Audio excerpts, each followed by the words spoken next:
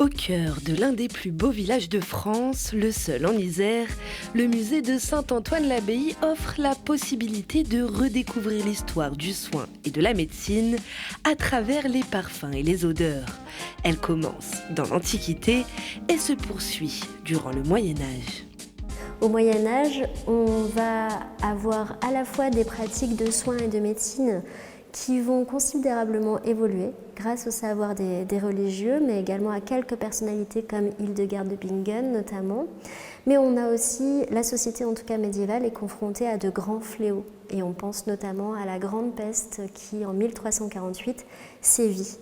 Les médecins à ce moment-là du roi en France vont conseiller de pratiquer de grandes fumigations. Là encore, on retrouve l'odeur, la bonne odeur, qui fait écran à la maladie et aux épidémies.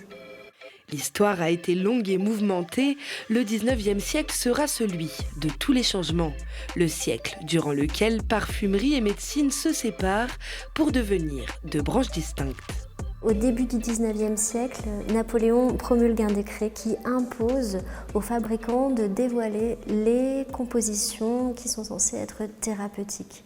Et donc, nombre de parfumeurs qui vantent les mérites de telle eau miraculeuse vont refuser de dévoiler leurs recettes et rester du côté du parfum.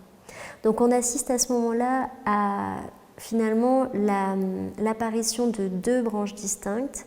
Le parfumeur qui va être du côté de l'apparence, de la mode, du bien-être, du raffinement aussi. Et de l'autre côté, les remèdes qui vont petit à petit être détachés de toute dimension olfactive.